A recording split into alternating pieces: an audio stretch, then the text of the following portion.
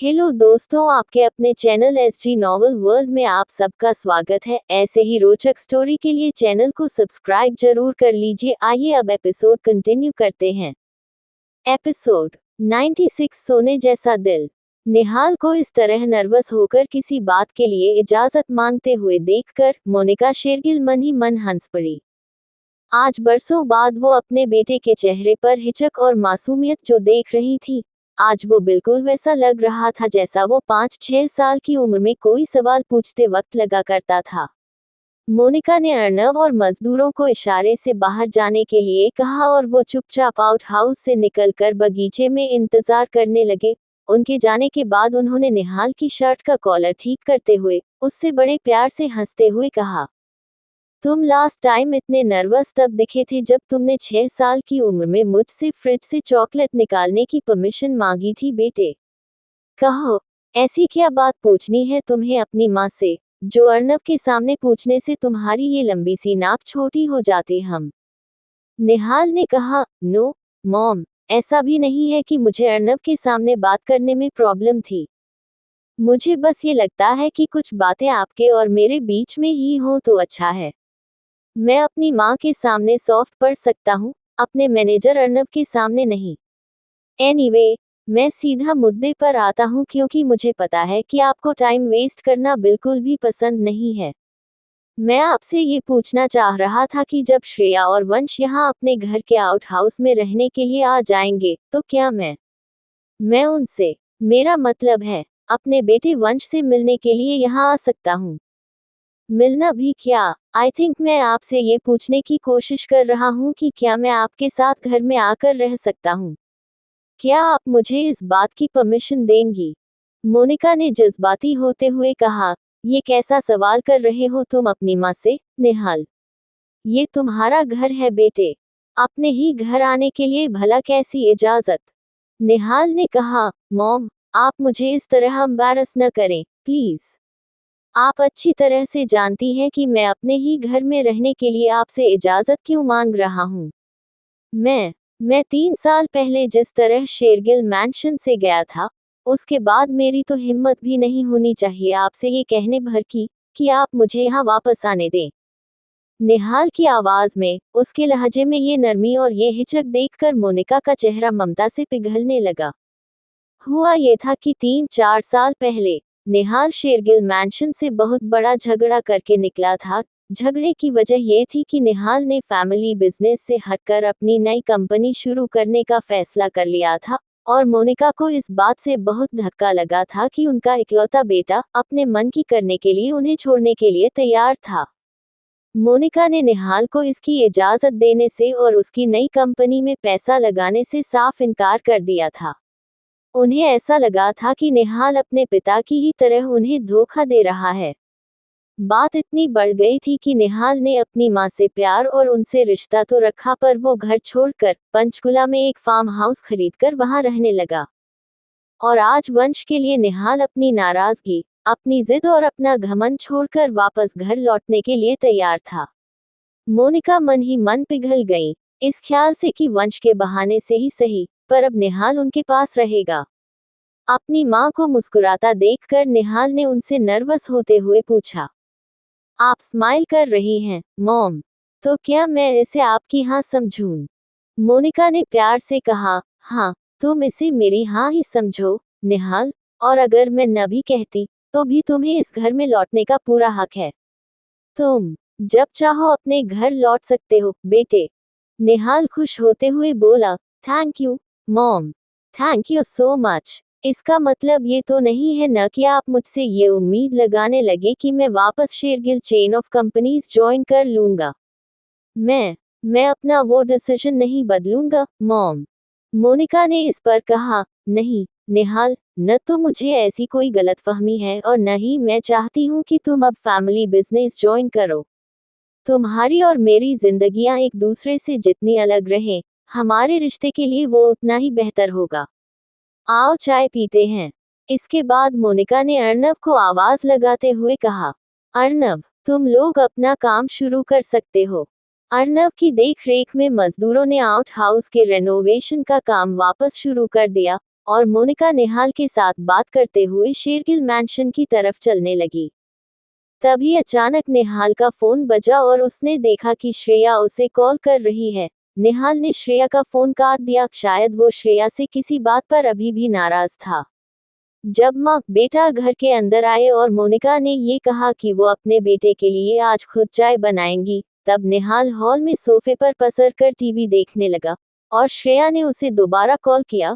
वो उसे तब तक कॉल करती रही जब तक उसने हार कर फोन उठा नहीं लिया। निहाल बोला, हेलो। श्रेया ने भड़क कर कहा, व्हाट हेलो? कब से फोन कर रही हूँ यार, तुम मेरा कॉल उठा क्यों नहीं रहे? निहाल ने कहा, तुम्हारा कॉल उठाने के अलावा भी बहुत काम है मेरे पास, Shreya. I am a businessman, Shreya Malhotra. 150 crore की कंपनी चलाता हूँ मैं और ये कोई मजाक नहीं है। श्रेया ने ताना मारते हुए कहा, शो, मुझे पता है कि तुम 150 करोड़ की कंपनी चलाते हो, पर तुम इस वक्त शेरगिल मैंशन में बैठकर वो कंपनी नहीं चला रहे। मोनिका आंटी के हाथ की चाय पी रहे हो। ज्यादा स्मार्ट मत बनो तुम, समझे? निहाल ने हैरान होते हुए पूछा, तुम्हें किसने बताया कि मैं मॉम के पास हूँ और वो मेरे लिए चाय? ओह, समझा, तुमने मेरे फोन न उठाने पर सबके चहेते अर्नब को कॉल किया होगा ना, जो इस वक्त बाहर खड़ा होकर तुम्हारे और वंश के लिए आउट हाउस रेडी करवा रहा है। तुम एक काम क्यों नहीं करती, श्रेया? मेरी जासूसी करने के लिए तुम अर्नब को महीने की सैलरी पर क्यों नहीं रख लेती? श्रेया ने कहा, जरूर रख लूंगी, बट अभी मुझे ताने मारना बंद करो और मेरी बात ध्यान से सुनो। निहाल ने मुंह बनाते हुए कहा, सुन रहा हूँ, बोलो, मेरा टाइम वेस्ट करने के लिए क्या कहना चाहती हो? श्रेया ने गहरी सांस लेकर कहा, मैं ये कहना चाहती हूँ, निहाल, कि मेरी मासी रणविता शिमला से आई हुई हैं और उन्हें मैं ये बता चुकी हूँ कि मैं मोनिका आंटी के घर के आउट हाउस में शिफ्ट हो रही हूँ, और उन्होंने मुझसे साफ साफ कह दिया है कि जब तक वो मोनिका आंटी से और तुमसे मिल नहीं लेती और ये तसल्ली नहीं कर लेती कि तुम और आंटी मेरा और मेरे बेटे का ख्याल रख सकते हो, तब तक वो मुझे मेरे घर से 1 इंच भी नहीं हिलने देंगी। निहाल ने फौरन कहा, रणविता मासी, अब वो बीच में कहाँ से आ गई? श्रेया ने झुंझलाते हुए कहा, तुम टॉपिक से भटको मत, तुम और मोनिका आंटी मासी से कब मिल सकते हो, ये बताओ मुझे। निहाल इस पर बोला, मुझे रणविता मासी से मिलने में कोई इशू नहीं है, उनका मिलना बनता भी है। उन्होंने तुम्हें और वंश को 5 साल पाला है और उन्हें पूरा हक है हमसे मिलकर तसल्ली करने का कि हम तुम दोनों का ध्यान रखने के लायक हैं या नहीं। पर मॉम का मैं नहीं कह सकता, श्रेया, वो कितनी जिद्दी और घमंडी हैं। तुम्हें इस बात का अभी तक तो अंदाजा हो गया होगा। मैं अगर उनसे कह भी दूं कि तुम्हारी मासी उनसे मिलना चाहती हैं, तो भी कोई गारंटी नहीं है कि वो हाँ कहेंगी। उनका मूड बिगड़ भी सकता है। श्रेया ने इस पर कहा, निहाल, मैं मोनिका आंटी का नेचर समझती हूँ, तभी तो तुमसे कह रही हूँ ना, वरना यही बात मैं उन्हें डायरेक्टली भी कह सकती थी ना। प्लीज, उन्हें मना लो, निहाल, नहीं तो मासी को आइडिया हो जाएगा कि मोनिका आंटी का नेचर जरा सख्त है। निहाल कुछ सोचते हुए बोला, फाइन, मैं ट्राई करता हूँ, पर ज्यादा उम्मीद मत रखना। श्रेया ने झट से कहा, थैंक्स। और अब ये बताओ कि जब से मैंने शेरगिल मैंशन आने के लिए हाँ कहा है, तब से तुम मुझसे इतने उखड़े उखड़े क्यों हो? निहाल ने कहा, जब मिलोगी तब मैं तुम्हें इस सवाल का अच्छी तरह से जवाब दे दूंगा। अभी रखता हूँ, मॉम चाय लेकर आ रही हैं। बाय। श्रेया की बात सुने बिना निहाल ने फोन रख दिया। अब वो अपनी माँ के सामने श्रेया से फोन पर ये तो नहीं कह सकता था कि वो उससे इसलिए नाराज था क्योंकि श्रेया मोनिका शेरगिल के कहने पर घर आने के लिए राजी हो गई थी। पर जब वही बात निहाल ने उससे कही थी तो उसने साफ मना कर दिया था। खैर, निहाल ने अपनी नाराजगी और अपना गुस्सा साइड में रखा और अपने माँ के हाथ की बनी चाय पीने बैठ गया। मोनिका को देख रहा था कि निहाल उससे कुछ जरूरी बात करना कर चाह रहा है, पर उसे समझ नहीं आ रहा कि वो उससे वो बात करे कैसे। इसलिए मोनिका ने ही निहाल के लिए इसे आसान बनाते हुए उससे कहा कि उसके मन में जो भी बात है, वो बेझिझक उनसे पूछ सकता है। वो आज निहाल से इतनी खुश है कि वो अपने लाडले बेटे की किसी बात का बुरा नहीं मानेंगी। निहाल ने कुछ देर रुककर अपनी माँ के सामने श्रेया की रणविता मासी वाली बात रख दी। उसे लगा कि अब उसकी अभिमानी माँ भड़केंगी और कहेंगी कि रणविता होती कौन है ये तय करने वाली कि हम लोग श्रेया और वंश का ख्याल रखने के लायक हैं या नहीं। पर निहाल को हैरानी तब हुई जब मोनिका ने न गुस्सा किया, न नाराज हुई और न ही उनके चेहरे पर कोई शिकन भर भी आई। उन्होंने सोचते हुए चाय के कप में चीनी घोलते हुए कहा, हम। निहाल ने कंफ्यूज होकर पूछा, इसका मतलब मैं क्या समझूं, मॉम? हाँ या न? मोनिका ने जवाब दिया। निहाल, मेरे रिएक्शन का मतलब हाँ ही है। रणविता ने श्रेया और वंश को पिछले 5 सालों में अपने बच्चों की तरह पाला है। दुनिया की हर बदनामी से, हर तकलीफ से महफूज रखा है। अगर देखा जाए तो तुम्हें आज वंश भी सिर्फ इसलिए मिल पा रहा है क्योंकि रणविता ने सही वक्त पर श्रेया को आसरा दिया, वरना क्या होता उसका और उसकी कोख में पल रहे मेरे पोते का। तो ऐसे में अगर उसका ध्यान रखने वाली उसकी मासी इस बात की तसल्ली करना चाहती है कि हमसे श्रेया और वंश को कोई नुकसान नहीं पहुंचेगा, तो इसमें कुछ गलत नहीं है। निहाल, तुम प्लीज श्रेया से कह दो कि वो कल रात रणविता को लेकर हमारे घर डिनर पर आए। कल ही हम मिलकर सब बातें सुलझा लेते हैं और रणविता के सारे डाउट्स खत्म कर देते हैं। ठीक है। निहाल ने ये सुनकर हैरान होते हुए कहा, जरूर, बट मैं समझ नहीं पा रहा, मॉम। आप इतनी आसानी से एक अजनबी औरत से मिलने के लिए कैसे मान गईं? आप कितना बदल गई हैं, मॉम? मोनिका ने लाड से कहा, मैं बदली नहीं हूँ निहाल, मैं सिर्फ दादी बन गई हूँ और कुछ नहीं। चाय ठंडी हो रही है, पी लो और उसके बाद श्रेया को कॉल करके कल के खाने पर इनवाइट कर लो। निहाल हैरान भी था और खुश भी। किसी के आगे न झुकने वाली और किसी की कोई बात न सुनने वाली उसकी माँ मोनिका शेरगिल अपने पोते वंश के लिए अपने ईगो और अपना अभिमान छोड़ने के लिए तैयार थी। प्यार सचमुच किसी को भी बदल सकता है, पर प्यार हमेशा इंसान को अच्छे के लिए बदले, ऐसा हरगिज जरूरी नहीं होता। और इसका सबूत थी रौनक की मार खाकर घर लौटी नताशा। आज एक झटके में रौनक ने उसके मान की, उसके सेल्फ रिस्पेक्ट की धज्जियां उड़ा दी थी और सिर्फ यही नहीं, उस पर हाथ भी उठाया था। और अपनी अकड़ में जीने वाली नताशा तार तार होकर घर लौटी थी। जैसे ही जमुना ने घर का दरवाजा खोला और नताशा घर के अंदर आने लगी, जमुना ने देखा कि नताशा की गर्दन पर लाल निशान है। उन्होंने वही नताशा को रोका और उससे पूछा, नताशा बेटे, ये तुम्हारी गर्दन पर क्या हुआ है? ये सवाल सुनते ही नताशा के होश उड़ गए। क्या बोलेगी वो अपनी माँ से कि रौनक ने उस पर हाथ उठाया है, या कोई झूठी कहानी बुनेगी? क्या श्रेया निहाल की नाराजगी की वजह जान पाएगी? कैसी होगी मोनिका शेरगिल और रणविता मासी की पहली मुलाकात? एपिसोड 97 बॉजी का फैसला। बेबे के एक मामूली से सुनाई देने वाले सवाल ने नताशा के घर के अंदर बढ़ते हुए कदम रोक दिए थे। ये तुम्हारी गर्दन पर क्या हुआ है, नताशा इस सवाल का अपनी माँ को क्या जवाब दे सकती थी? ये कि जिस लड़के को हासिल करने के लिए उसने अपनी बहन श्रेया की जिंदगी बर्बाद की थी, जिस लड़के से शादी करने के लिए उसने अपने माँ बाऊजी के साथ न सिर्फ धोखा किया था, बल्कि अपने पूर्वजों की कमाई के 20 करोड़ रुपए उस पर उड़ा दिए थे।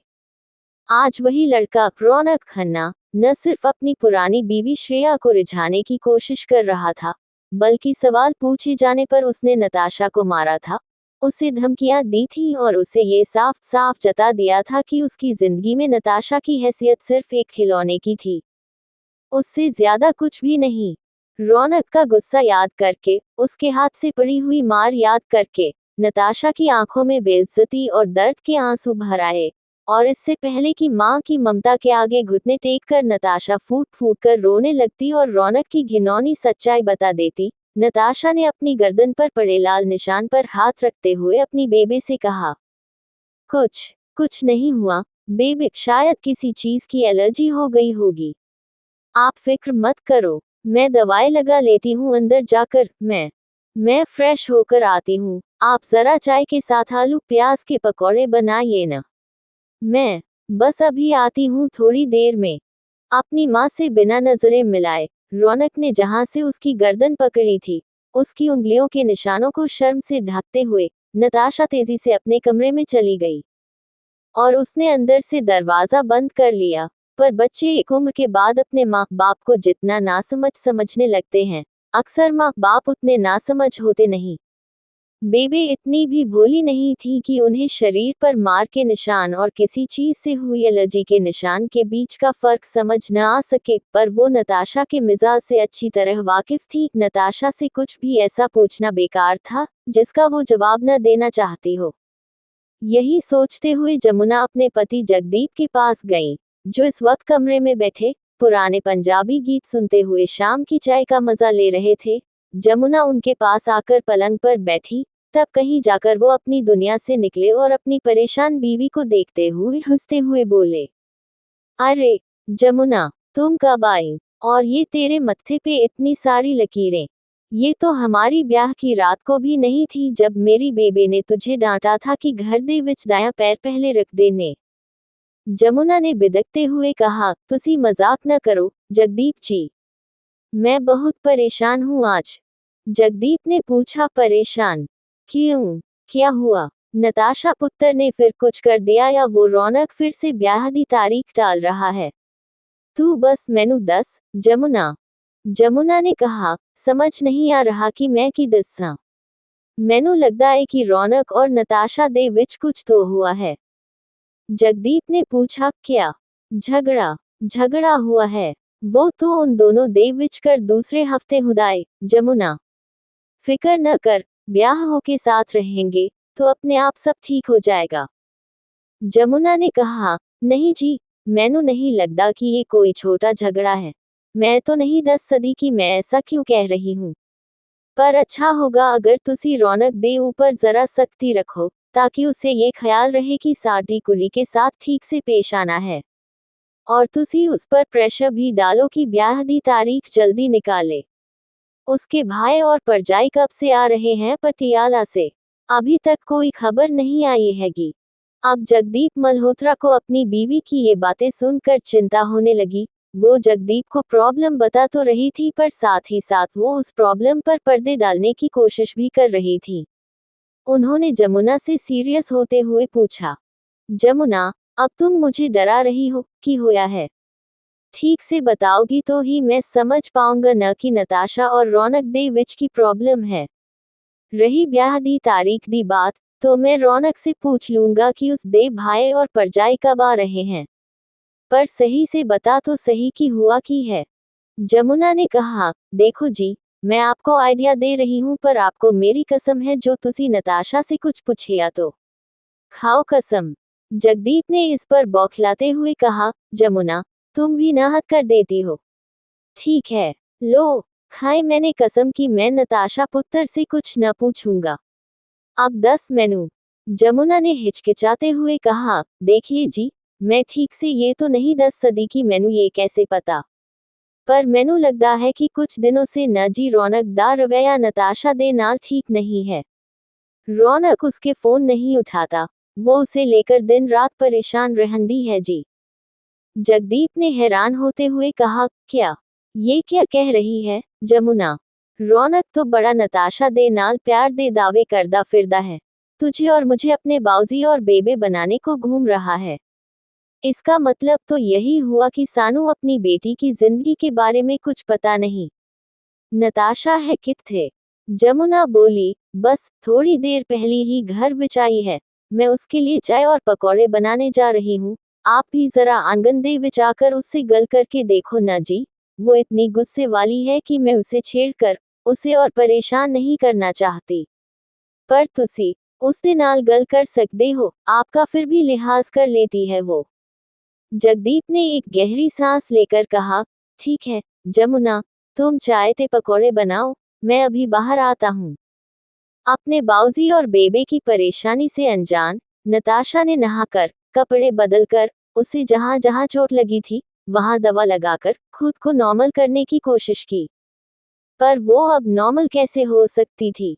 वो अभी तक इस शौक से ही नहीं उभर पाई थी कि रौनक ने श्रेया के लिए हीरे का ब्रेसलेट खरीदा था, और न ही इस बात से वो डील कर पा रही थी कि उनके रिश्ते के 7 सालों में आज पहली बार रौनक ने उस पर हाथ उठाया था, और वो भी ऐसे कि नताशा के जिस्म पर नील पड़ गए थे।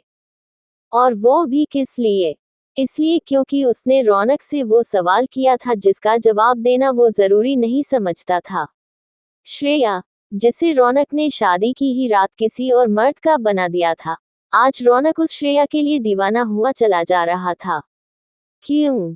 नताशा ने अपने आप को आईने में देखा तो कुछ देर के लिए तो उसे श्रेया पर बहुत गुस्सा आया और मन ही मन वो मंसूबे बनाने लगी कि वो उसे दोबारा कैसे बर्बाद कर सकती है। पर फिर जब उसने दोबारा अपना हारा हुआ चेहरा आईने में देखा तो उसे अपने ऊपर तरस भी आया और शायद खुद से थोड़ी घिन भी आई। क्या फायदा हुआ था 5 साल पहले श्रेया की जिंदगी बर्बाद करके, उससे सब कुछ छीन कर। नताशा आज एक बार फिर श्रेया से हार रही थी और इस बार वो रौनक के साथ साथ अपनी सेल्फ रिस्पेक्ट और अपनी गैरत भी हार रही थी। झुंझला कर नताशा ने आईने को एक दुपट्टे से ढका और बाहर अपने माँ बाऊजी के पास आंगन में चली गई। बाहर आंगन में गरम गरम इलायची वाली चाय के साथ मसालेदार तीखे आलू और प्याज के पकोड़े नताशा का इंतजार कर रहे थे। मंजी के ऊपर उसके बाऊजी भी बैठे हुए थे और बेबी पकोड़ों की प्लेट लेकर आ रही थी। जगदीप ने नताशा को देखा और बड़े प्यार से कहा, आओ पुत्र जी, देखो तुम्हारे कहने पर तुम्हारी बेबे ने कितने स्वाद पकोड़े बनाए हैं। तुम न हो तो मैनू नहीं मिलते ऐसे पकोड़े, है ना जमुना? जमुना ने झेपते हुए कहा, तुसी रहने भी दो जी, सारी जिंदगी रोटियां ते पकवान बना बना के खिलांदी रही मैं, पर तुसी बस शिकायत ही करो। अपने माँ बाऊजी की ये नोक-झोंक देखकर नताशा मुस्कुराई भी और उसे दुख भी हुआ। दुख इसलिए हुआ क्योंकि वो आज सुबह रौनक का डरावना रूप देखकर नताशा समझ चुकी थी कि रौनक की बीवी बनने के बाद उसके और रौनक के रिश्ते में ये मासूमियत कभी नहीं होगी। रौनक ने अगर नताशा से शादी की भी, तो वो नताशा को सिर्फ अपनी उंगलियों पर नचाने वाला था, उससे वैसा प्यार नहीं करने वाला था जैसे नताशा के बाऊजी उसकी बेबे से करते थे। यही अफसोस करते हुए नताशा आंगन में एक कुर्सी खींचकर बैठी और अपने माँ बाऊजी के साथ चाय पकौड़े खाने लगी। कुछ देर के हंसी ठहाकों के बाद जमुना के इशारे पर जगदीप ने नताशा से पूछा, नताशा पुत्र एक गल दसो। नताशा ने कहा, हाँ बाऊजी पूछिए। जगदीप ने फिर आगे कहा, वो जो तुम्हारा और रौनक का बंगला बन रहा है चंडीगढ़ के बाहर, उसका काम पूरा हो गया? नताशा बोली, जी करीब करीब पूरा ही समझिए, शायद 3 हफ्तों में पूरा होकर तैयार भी हो जाएगा। पर आप अचानक बंगले के बारे में क्यों पूछने लगे? जगदीप ने कहा, ओहो पूछना तो पड़ेगा न मैनू, तेरा और रौनक का ब्याह अब है ही कितनी दूर। कुछ पता चला कि उसके भाई भाभी पटियाला से कब आने वाले हैं? 1 महीने पहले तो रौनक कह के गया सी कि उनको लेके आएगा, फिर की हुआ? नताशा ने चिढ़ते हुए कहा, बाऊजी हम अच्छी खासी शाम साथ में गुजार रहे हैं और आप फिर से शादी की डेट का टॉपिक लेकर बैठ गए। जगदीप ने कहा, पुत्र जी ये कोई टॉपिक नहीं है, ये तुम्हारी जिंदगी का सवाल है और मैनू तुम्हारी चिंता है।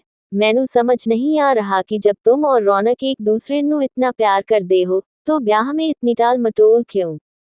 सच्ची बता पुत्र, तेरे और रौनक के बीच सब ठीक है ना? कोई ऐसी प्रॉब्लम तो नहीं हैगी जो तुम हमें बता नहीं रही? नताशा समझ गई थी कि अगर उसके बाऊजी थोड़ी देर उससे ऐसे सवाल करते रहे, तो उसके मुंह से सच निकल जाएगा और उसके बाद सब बर्बाद हो जाएगा।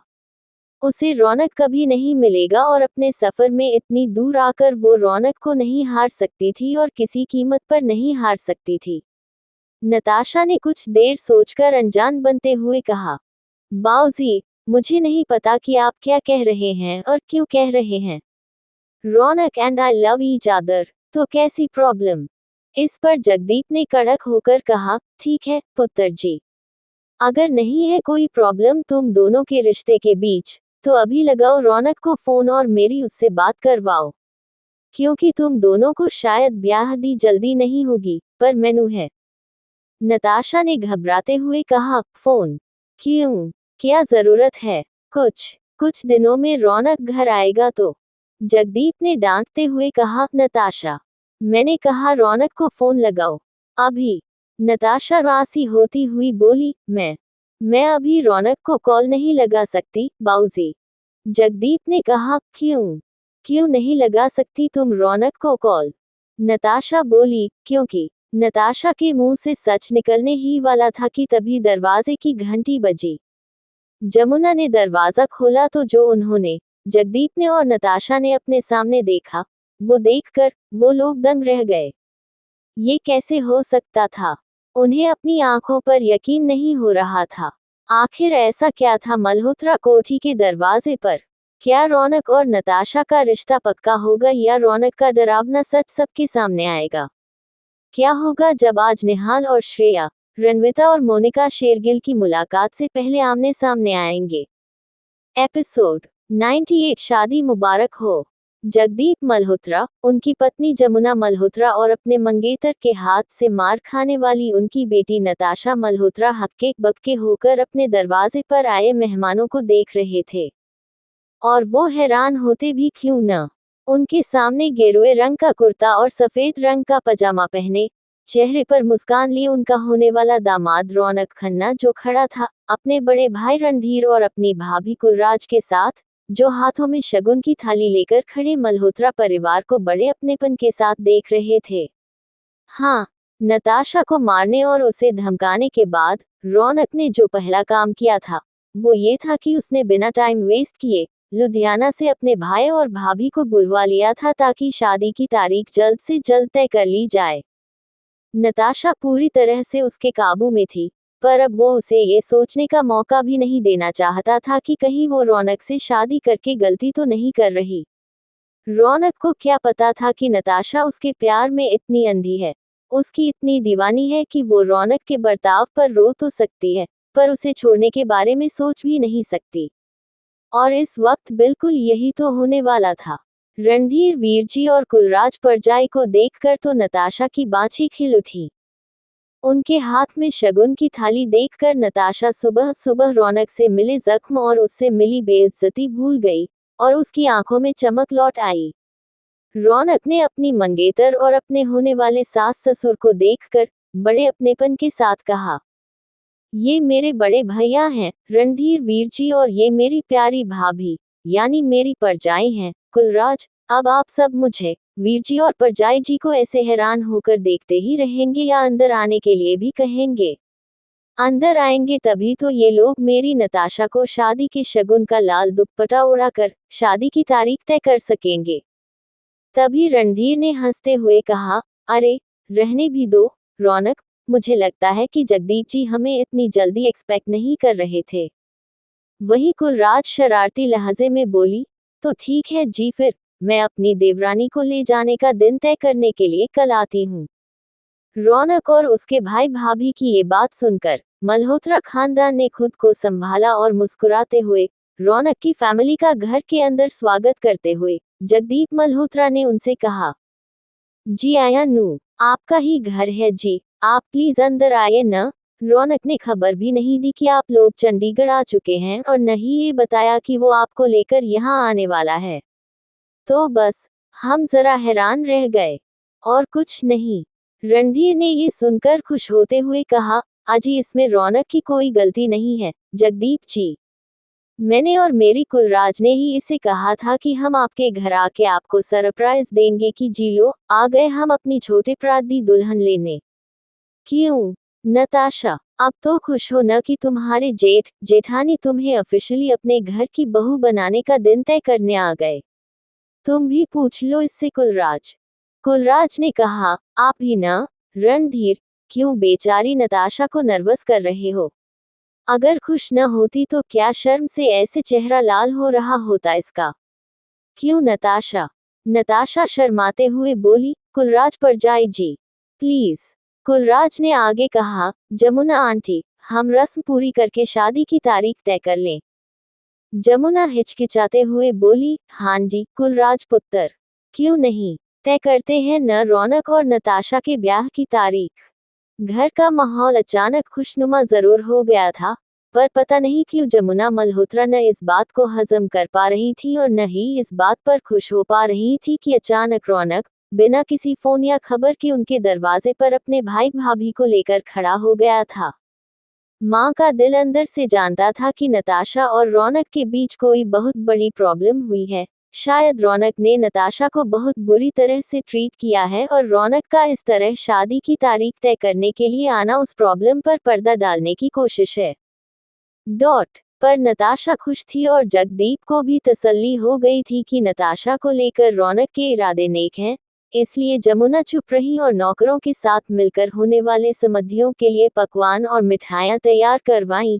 रणधीर वीरजी और कुलराज परजाई ने रौनक और नताशा को साथ बैठाकर शगुन की रस्म पूरी की। नताशा को ब्याह का लाल गोटेदार दुपट्टा ओढ़ाया और काफी सलाह मशवरे के बाद 1.5 महीने के बाद 15 सितंबर शादी की तारीख तय हुई। नताशा की खुशी का ठिकाना नहीं था और रौनक को इस बात से राहत मिली कि नताशा उसकी मुट्ठी में थी और उस मुट्ठी के बाहर वो श्रेया के साथ कुछ भी करे, नताशा उस मुट्ठी से नहीं निकल सकती थी। सिंदूर और मंगलसूत्र की बेड़ी अब नताशा को उसकी हद में बांध देगी और रौनक के इस कॉन्फिडेंस की हद ये थी कि थोड़ी देर बाद जब नताशा ने रौनक का हाथ अपने हाथ में लेते हुए उससे प्यार से कहा, थैंक यू सो मच रौनक, मैं तुम्हें बता नहीं सकती कि तुमने आज मुझे कितना सुकून, कितनी बड़ी खुशी दी है। वरना आज सुबह जो तुम्हारे घर में जो हुआ, उसके बाद तो। रौनक ने नताशा की बात पूरी होने से पहले ही उसके होठों पर उंगली रखते हुए, उसके बालों में हाथ फेरते हुए उससे धीरे से कहा, शशिश, कुछ नहीं हुआ था आज सुबह मेरे घर पर, नताशा। तुम मेरे घर आई थी और हमने साथ में नाश्ता किया था और फिर मैंने तुम्हारा हाथ पकड़कर तुमसे ये कहा था कि मैं आज रणधीर वीरजी और कुलराज परजाई को लेकर तुम्हारे घर शादी की तारीख तय करने आ रहा हूँ। फिर मैंने तुमसे ये भी कहा था कि तुम ये बात घर पर मत बताना, क्योंकि मैं जगदीप बाऊजी और जमुना बेबे को सरप्राइज देना चाहता हूँ। क्या तुम ये सब भूल गई हो? रौनक की ये अजीब बातें सुनकर नताशा हैरान रह गई। वो हड़बड़ाने लगी। ये कौन सी और कब की बातें कर रहा था रौनक? ये सब बातें कब हुई थी उनके बीच? क्या वो भूल गया था कि सुबह श्रेया के ब्रेसलेट को लेकर उनके बीच कितनी कहासुनी और कितना बड़ा झगड़ा हुआ था? क्या उसे याद नहीं था कि उसने किस तरह नताशा को डाइनिंग चेयर से उठाकर उसे मारा था, फर्श पर धक्का दिया था और सारा टूटा हुआ कांच उससे साफ करवाया था? रौनक ने जब नताशा का बेरंग, डरा हुआ, कंफ्यूज चेहरा देखा तो उसने नताशा का हाथ चूमते हुए धीरे से कहा, डोंट वरी बेबी, तुम्हारे रौनक को सब याद है कि आज सुबह मेरे घर पर हमारे बीच में क्या हुआ था। मैं तो बस तुम्हें वो बता रहा हूँ जो तुम अब से याद रखोगी। ओके। ये सुनकर नताशा ने कंफ्यूज्ड होते हुए कहा, ओके। नताशा को ये तो समझ में नहीं आ रहा था कि रौनक उसके साथ क्या करने की कोशिश कर रहा था, पर वो उसे पाकर खुश थी। शादी की तारीख तय होने की इस तसल्ली से खुश थी कि अब रौनक उसे श्रेया के लिए हरगिज नहीं छोड़ेगा। पर श्रेया को लेकर रौनक के इरादे क्या थे, ये सिर्फ रौनक जानता था। अभी तो उसे श्रेया से उस हीरे की ब्रेसलेट वाली हिमाकत का हिसाब बराबर करना था और इसकी वजह से श्रेया की प्रॉब्लम सिर्फ बढ़ने ही वाली थी। दूसरी तरफ अपने ऑफिस की बिल्डिंग के टॉप फ्लोर पर अपने केबिन में बैठा हुआ निहाल श्रेया की प्रॉब्लम्स कम करने की कोशिश कर रहा था। ऑफिस पहुंचकर निहाल ने सबसे पहला फोन पुलिस स्टेशन में उस स्टॉकर के बारे में पता करने के लिए किया था। कुछ पता चला उस आदमी का। किसी क्रिमिनल से उसके फिंगरप्रिंट्स मैच हुए। उसकी भूरी गाड़ी के बारे में कुछ पता चला। पर निहाल के हर सवाल का जवाब इंस्पेक्टर गुनीत भल्ला ने न में ही दिया। वो भूरी गाड़ी चंडीगढ़ में कहीं नहीं मिल रही थी और उस चोर के फिंगरप्रिंट्स किसी पुराने मुजरिम से मैच नहीं हुए थे। शायद वो आदमी चंडीगढ़ से बाहर का था, जो सिर्फ श्रेया का पीछा करने के लिए और उसके घर में घुसकर उसे डराने के लिए चंडीगढ़ आया था। ये सुनकर निहाल ने परेशान होकर इंस्पेक्टर भल्ला से कहा, इंस्पेक्टर भल्ला, कुछ भी कीजिए पर मुझे उस आदमी का पता और पहचान निकाल कर दीजिए। जब तक वंश और श्रेया पर खतरा बना हुआ है, तब तक मैं आराम से नहीं बैठ सकता। मुझे वो आदमी चाहिए और हर हाल में चाहिए। इंस्पेक्टर गुनीत भल्ला ने समझाते हुए कहा, निहाल जी, तुसी पेशेंस रखो। मैंने अपना इन्फॉर्मर नेटवर्क एक्टिव कर दिता है और जल्दी सानू उस आदमी दे बारे में पता चल जाएगा। श्रेया जी और उनके बेटे दी सेफ्टी दी जिम्मेदारी साथ दी है। चिंता न करो। निहाल ने फोन रखा और उसने खुद को समझाया कि पुलिस अपना काम कर रही है और वो बस इतना कर सकता है कि शेरगिल मैंशन में श्रेया और अपने बेटे को महफूज रख सकता है। अब निहाल को क्या पता था कि जिसने श्रेया और वंश की जिंदगी में ये पूरी घटना रची है, वो उसकी मां मोनिका शेरगिल उसके घर में ही बैठी है। तभी अचानक निहाल के केबिन के दरवाजे पर दस्तक हुई और उसकी सेक्रेटरी जूलिया हाथ में कुछ फाइल्स लिए हुए अंदर आई। सर, आप थोड़ी देर के लिए फ्री हैं क्या? निहाल ने पलट कर कहा। जूलिया, मैं तुम्हें कौन से एंगल से फ्री दिख रहा हूँ यार? बताओ, क्या बात है अब? ये सुनकर जूलिया बोली, सर, वो आपने और मोनिका मैडम ने मिस श्रेया मल्होत्रा के लिए कॉन्ट्रैक्ट रेडी करवाने के लिए कहा था ना? क्योंकि वो इस ऑफिस के इंटीरियर का असाइनमेंट ले रही हैं। वो रेडी हो गया है और आपको दिखाने के लिए वही लेकर आई हूँ। ये रफ कॉपी है। आप अप्रूव कर देंगे तो फाइनल कॉपी बनवा कर मैं अर्नव सर के हाथ इसे श्रेया मैडम के साइन के लिए भिजवा दूंगी। ये सुनकर निहाल ने कहा, ओह हाँ, लाओ, दो मुझे, मैं जरा देखूं तो सही। यू कैन सिट जूलिया, मैंने तुम्हें कोई पनिशमेंट नहीं दिया है।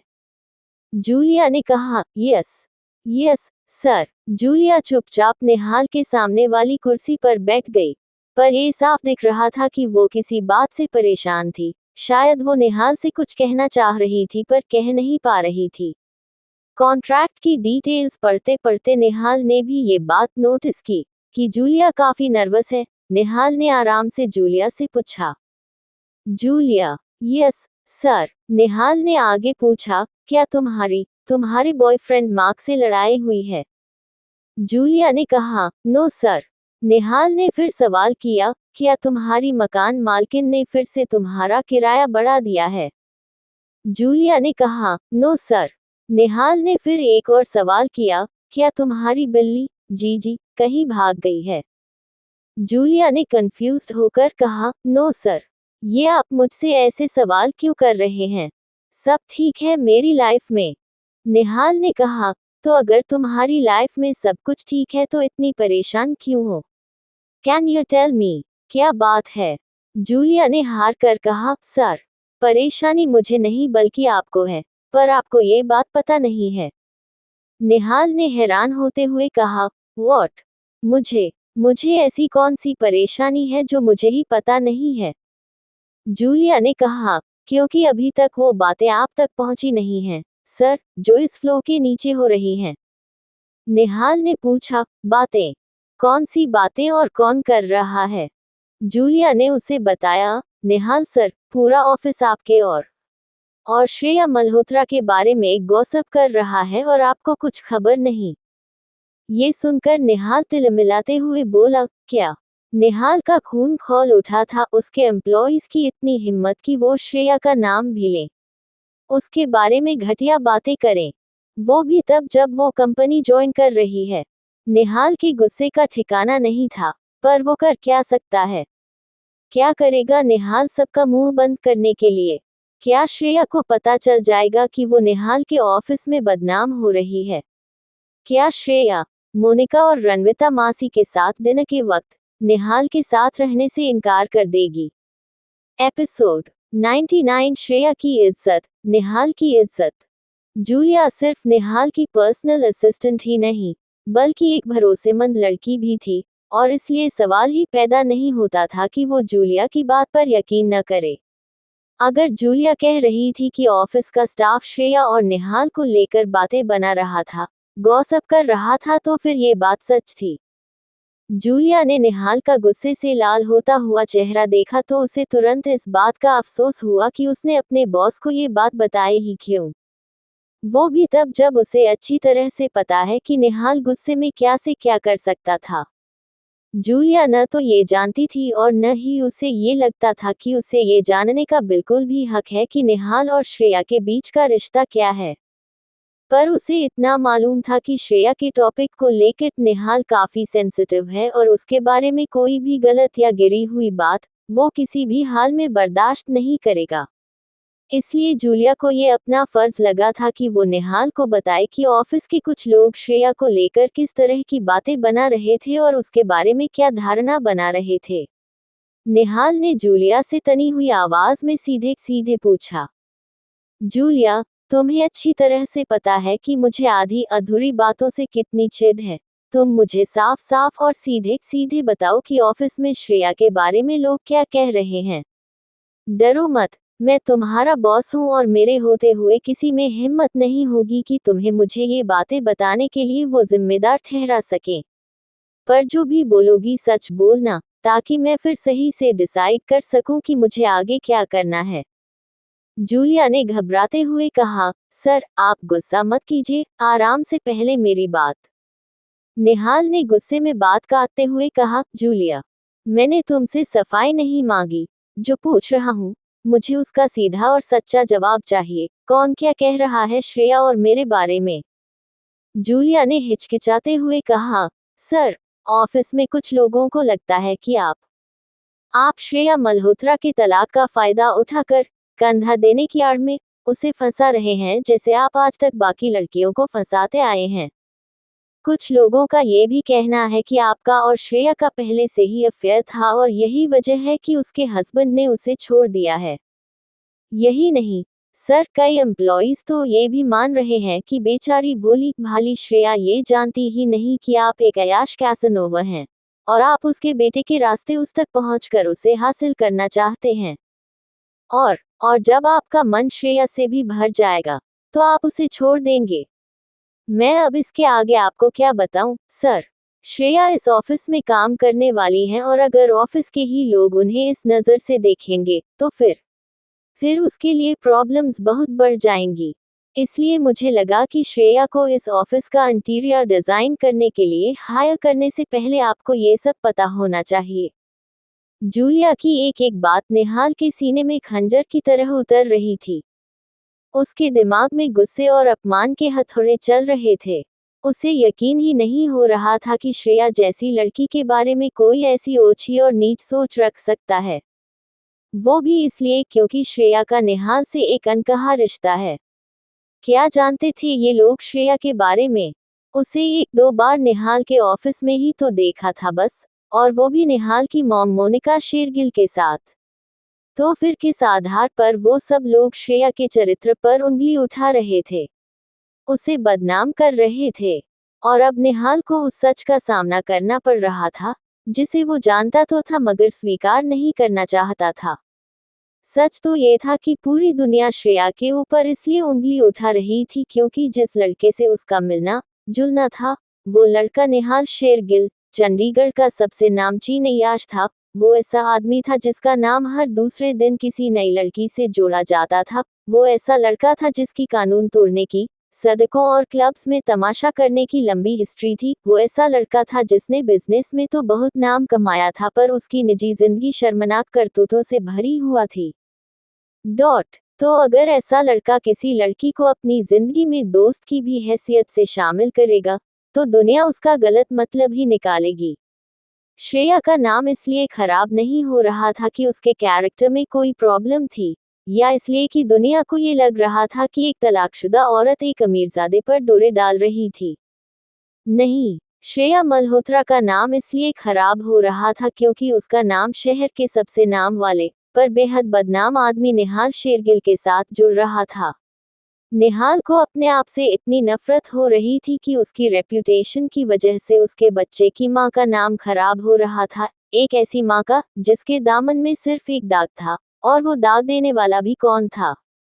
खुद निहाल। नहीं, नहीं, निहाल ने अपने आप को मन ही मन फटकारा। निहाल अपनी ही नाक के नीचे श्रेया का नाम बदनाम होने नहीं दे सकता था। अपनी आंखों के सामने श्रेया के आंचल पर आंच नहीं आने दे सकता था।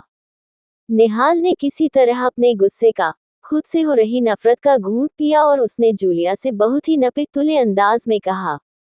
जूलिया ने डरते हुए कहा, यस सर।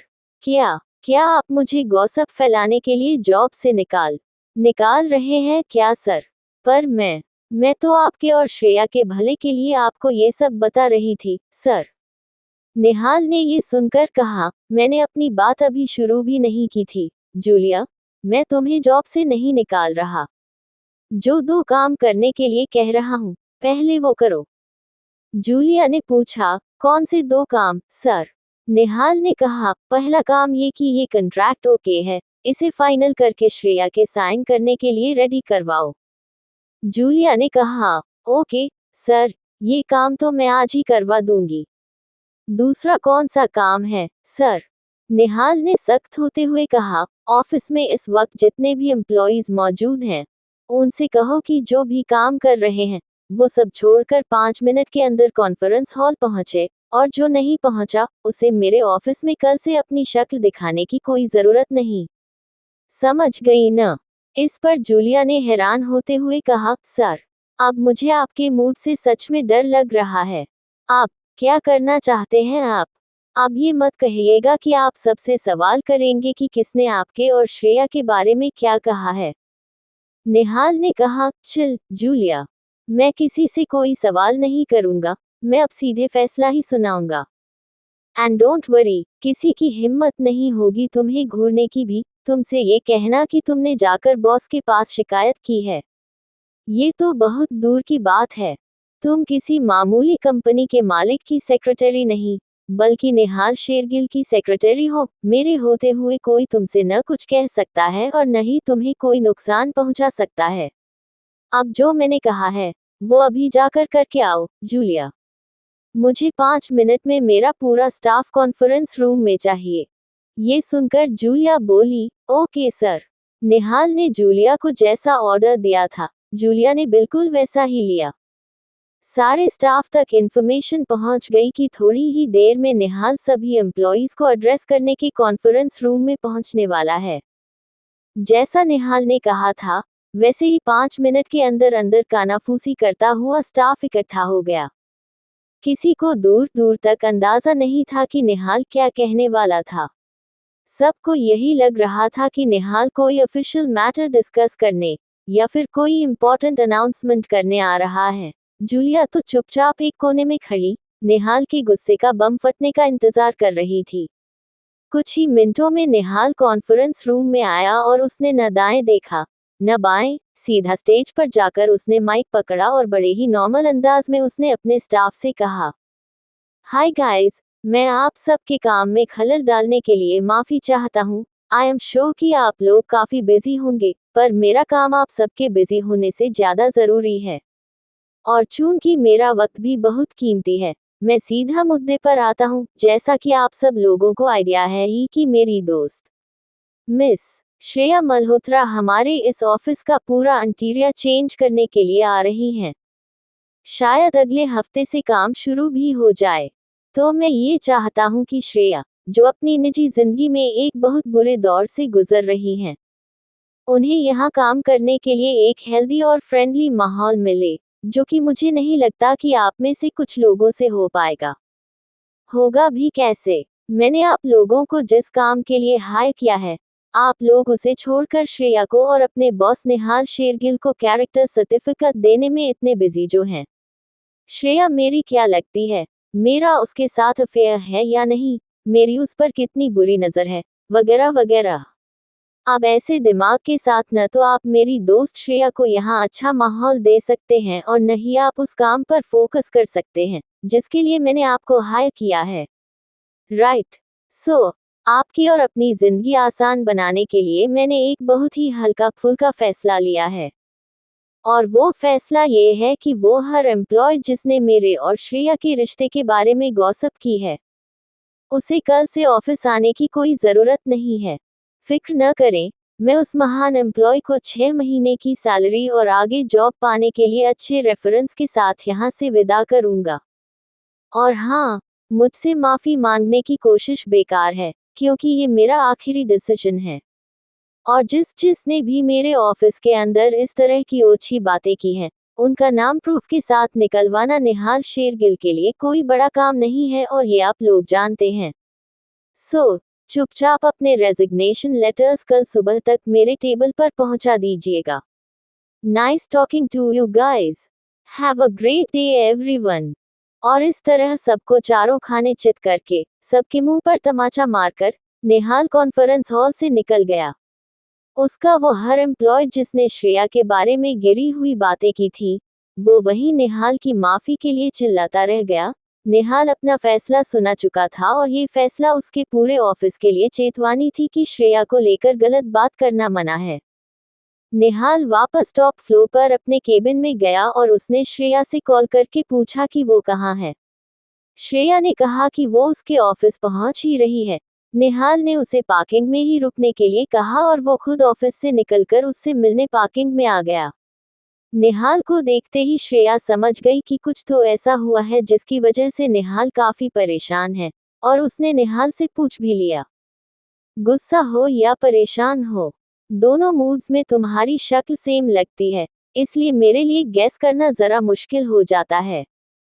निहाल ने बिदकते हुए कहा, वो मैं तुम्हें आराम से ऊपर जाकर अपने ऑफिस में बताऊंगा। अभी मैं तुम्हें लेने आया हूँ, तुम मेरे ऑफिस की बिल्डिंग में मेरे साथ ही चलोगी, समझी? श्रेया बोली, एक्सक्यूज मी, तुम मुझे अपने ही ऑफिस की पार्किंग में, अपने ही ऑफिस की बिल्डिंग में ले जाने आए हो? निहाल ने कहा, हाँ, और तुम मेरे बिना मेरी कंपनी के ऑफिस के अंदर नहीं जाओगी। श्रेया ने पूछा, मगर क्यों? इस पर निहाल ने कहा, श्रेया, मैंने कहा न कि ऊपर जाकर सब समझाता हूँ, चलो मेरे साथ। श्रेया बोली, और अगर मैं तुम्हारे साथ जाने से इनकार कर दूं तो? निहाल ने सीरियस होकर कहा, तो तुम जानती हो कि मुझे मेरी बात अच्छी तरह से मनवाना आता है। ये कहते हुए निहाल ने आगे बढ़कर श्रेया को अपनी बाहों में समेटकर अपनी गोद में उठा लिया और श्रेया के दिल की धड़कनें बढ़ने लगी। ये क्या हो गया था निहाल को? क्या करना चाहता था वो? क्या श्रेया को इस तरह बाहों में लिए वो ऑफिस के अंदर जाएगा? क्या रिएक्शन होगा उसके ऑफिस के लोगों का जब वो अपनी गॉसिप को सच होते हुए देखेंगे? एपिसोड 100 उलझे उलझे बाल। निहाल कहीं पर भी कुछ भी कर सकता था। उसे इस बात की न कभी परवाह होती थी और न लिहाज कि वो कहाँ खड़ा है या कौन उसके सामने है। ये सब श्रेया अब तक निहाल के बारे में अच्छी तरह से जान भी चुकी थी और समझ चुकी थी, पर उसने कभी ये नहीं सोचा था कि निहाल उसकी एक छोटी सी बात न मानने पर उसे इस तरह जबरदस्ती बाहों में उठाकर अपने ऑफिस की बिल्डिंग के अंदर ले जाने की कोशिश करेगा।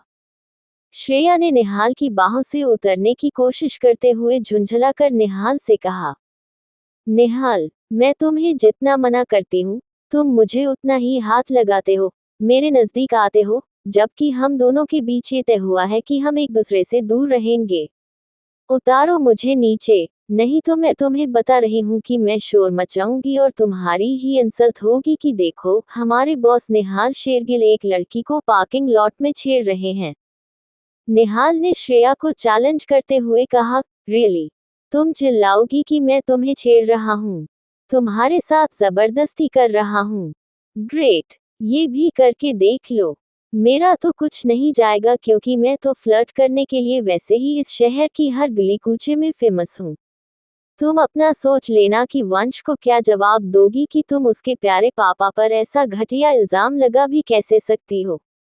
श्रेया ने हार कर कहा, निहाल, इनफ इज इनफ, प्लीज मुझे नीचे उतारो यार।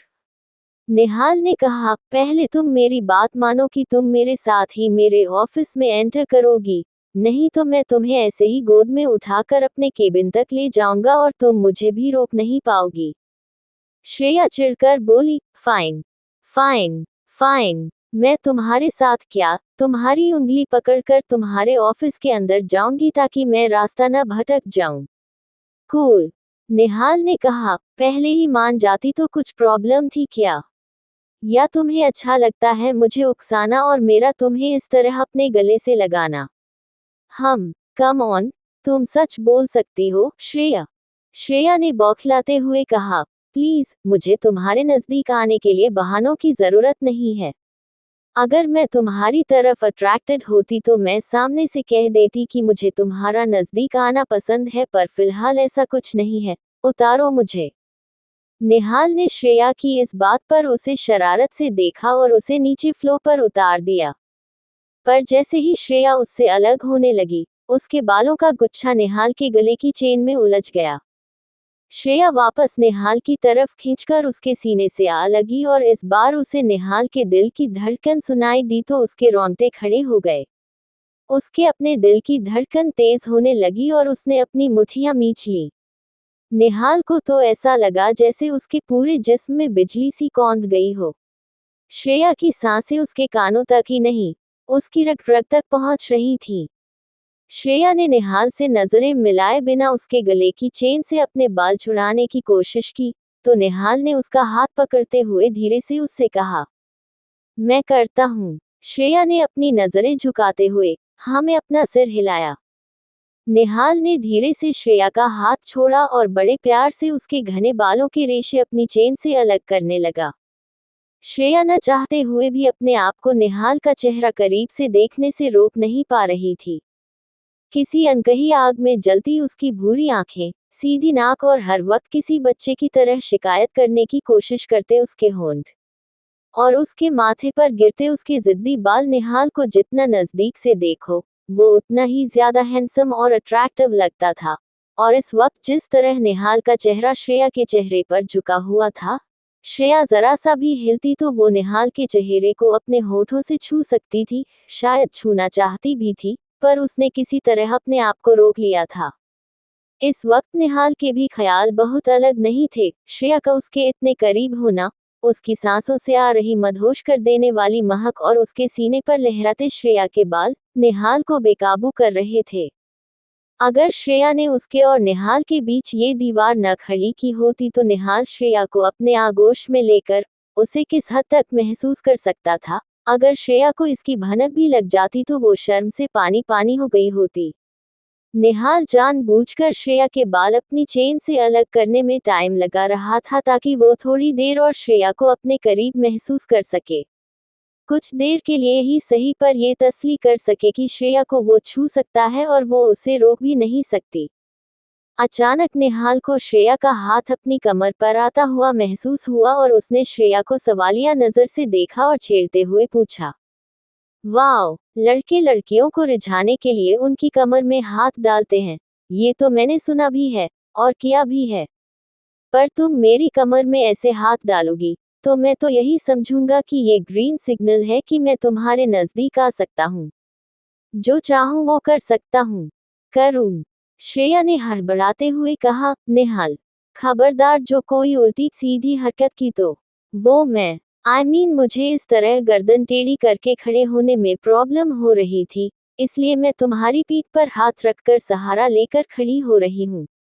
ओके, निहाल ने शरारत से कहा, वो मेरी कमर है श्रेया, पीठ नहीं।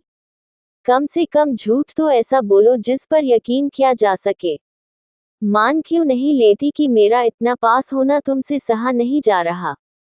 श्रेया ने उल्टा जवाब देते हुए कहा, ये तो मैं भी कह सकती हूँ निहाल कि तुम्हें मुझे इस तरह अपने करीब महसूस करना अच्छा लग रहा है, तभी तो पिछले 10 मिनट से चेन से सुलझ चुके बालों को वापस उलझा रहे हो। निहाल बोला, अगर जानती ही हो कि मैं जानबूझकर तुम्हें खुद में उलझा कर रख रहा हूँ, तो छुड़ा क्यों नहीं लेती अपने आप को? फिर निहाल ने मुस्कुराते हुए कहा, रिलैक्स, मैं तुमसे दोबारा नहीं पूछने वाला कि तुम मेरी तरफ अट्रैक्टेड हो या नहीं, न तुम्हारे दिल की फीलिंग्स को कुरेदूंगा और सबसे बड़ी बात, न तुम्हारे साथ कुछ करने की कोशिश करूंगा, क्योंकि मैं तुमसे पहले ही कह चुका हूं कि अगर हम दोनों के बीच दोबारा कभी कुछ होगा भी तो पहल तुम्हें ही करनी होगी, और इस बार होटल के बंद कमरे के अंधेरे में नहीं, बल्कि तुम्हारे पूरे होश ओ हवास में, जहां तुम्हें पता हो कि तुम किसे छू रही हो और क्यों। ये कहते हुए निहाल ने श्रेया के बाल अपनी चेन से अलग कर दिए और उसे धीरे से अपने सीने से दूर कर दिया। श्रेया को ऐसा लगा जैसे निहाल ने उसे किसी आंच से नीचे उतार दिया हो।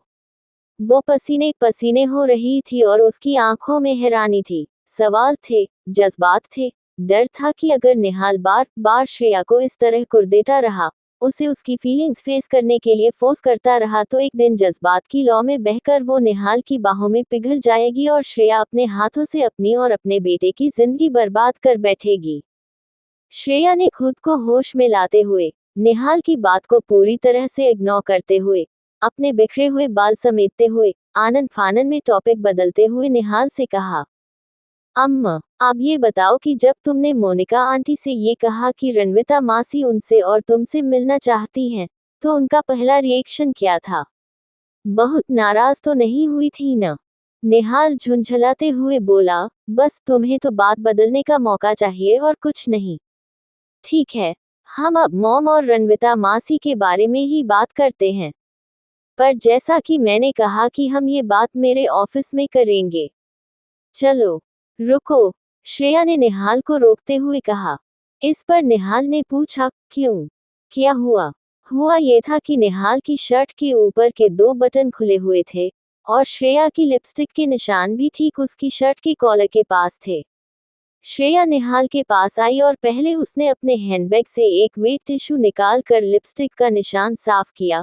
फिर उसने निहाल की शर्ट के सामने के बटन लगाकर उसकी शर्ट का कॉलर ठीक किया और फिर उससे नजरें मिलाते हुए बोली, अब चलो। श्रेया निहाल के सीने से अपने हाथ हटाने ही वाली थी कि अचानक निहाल ने उसके हाथों पर अपने हाथ रखते हुए कहा, ये सब काम अक्सर गर्लफ्रेंड्स और बीवियों के होते हैं, जानती हो ना?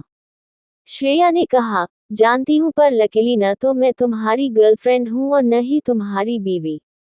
तो निहाल ने पूछा, तो फिर लिपस्टिक के निशान मिटाने की, मेरी शर्ट के बटन लगाने की जहमत क्यों की? क्योंकि तुम्हें अपनी इज्जत का ख्याल हो या न हो, मुझे मेरे बेटे के डैड की इज्जत का बहुत ख्याल है। समझे? इस तरह निहाल को 100% का जवाब देकर श्रेया ने बड़ी अदा और बड़े लापरवाही से अपने बाल झटके और लिफ्ट की तरह जाने लगी। पर श्रेया को कोई अंदाजा भी नहीं था कि उसकी ये बात कि वो उसके लिए सिर्फ वंश का पिता है, ये बात निहाल को कितना हर्ट करती थी। क्या निहाल की श्रेया की लाइफ में सिर्फ इतनी ही पहचान थी कि वो वंश का डैड है?